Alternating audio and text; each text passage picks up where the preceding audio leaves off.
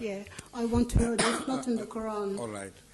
You see, in the Holy Quran, all that is said is that the Muslim ladies should draw their head covers, pull the head covers also across their faces. Not faces, I'm sorry, across their breasts.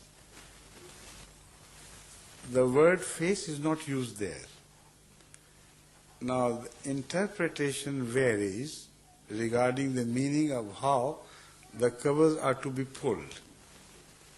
Some people say the head should be covered and the large part of the face should remain visible, and the rest of the chadar or the sheet they vary should be brought from here like this and put hanging on the front. So that would create a decent dress sort of, which would discourage the wanton eyes and say, look here, we are not available, you were honest, chaste ladies. So the message will be delivered and they will not find any problem. Some say no, it should be drawn like this, from in front. Now, if it is to be drawn like this in front, although I know many MD scholars whom I deeply respect have also taken this stance, but somehow I cannot bring myself up to full acceptance of this, because it is not only face, the face they have to cover according to this verse. They have to draw it full length down to their navels, for instance. Now, how would that woman look like, and how would she be able to negotiate herself in day-to-day life if she has covered the whole length of like this,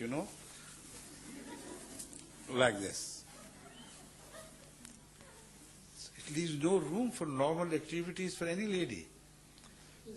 So that is why I prefer that meaning, that it should be drawn across your breast, but also it should cover a little bit of the chin as well, maybe.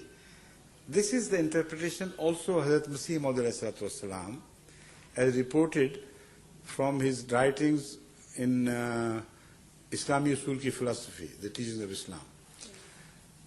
Now despite this, I prefer those Pakistani Ahmadi ladies who have been using Pakistani style of veil, not a lengthily drawn head cover down to their knees or something, but a sort of easy, comfortable arrangement of covering their face like this, and down the lower part of the veil should be pulled across like this, so they can freely move about with eyes in the open. Right. I prefer them as yet to continue with that, because it is not only a question of interpretation, it's also a question of social problems. Always when the two generations meet, the transition from the habits of one generation to another is a very critical decision to make. If suddenly I tell all the Ahmadi ladies to throw away their head cover, the veils and covers, and only cover this like that I have explained, the message delivered to their future generation would be, we are free to do whatever you like. And they themselves would become suddenly very lax in their normal behavior. So it is a psychological problem and a social problem which I am facing.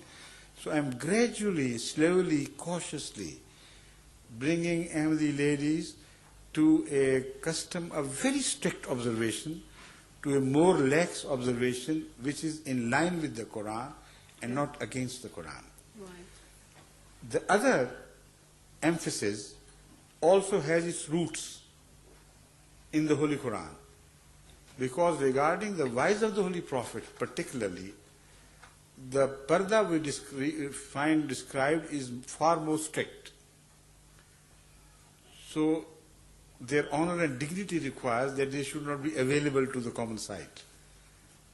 So that is why they did observe Purdah far more strictly. And it was perhaps handed down from them, which resulted in various types of head covers, strict and less strict and so on. So we have to find a via media wisely, which does not endanger the new generation from following adopting an over-free attitude. What about the makeup? Pardon? What about the makeup? Men? No. What about the Makeup. Oh yes, makeup? that's very important. Yeah.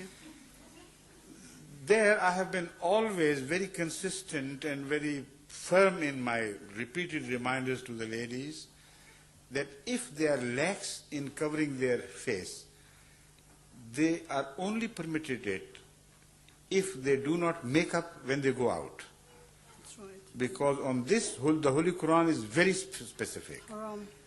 That do not make up, do not adorn yourself when you walk out in public. That's right. You see, do not show your zina. That's right. It also covers That's that. in the Quran. Yes, that's right. That's right. So there I advise Ahmadis, all right, if you're professionals, you have to adopt a comparatively lax attitude of Purdah, go ahead and do it. But don't make up. Don't make an effort to attract people to your beauty, not only to your beauty, but to beauty added upon beauty. It's a sin. Right? It's a sin. No, According to yes, the of course. Quran. It is violation of the Quran, so it is a sin of sort, of course. Yeah. So then I point out to a strange contradiction between this teaching and the practices we have learned from Western style of life. Most of the makeup used today is built or made in America or Hollywood or here and there. They are following the fashion as dictated in the most modern style of life of the Hollywood girls and women, etc. The point is simply this. If you go out so beautifully adorned and well made up, and you do not cover yourself, you play havoc with the peace of every Tom, Dick and Harry. You are not cheap, we know, but you appear as if you were cheap. You are not cheap, but you appear as if you are available, while you are not available. So it is not at all a reflection on your chastity.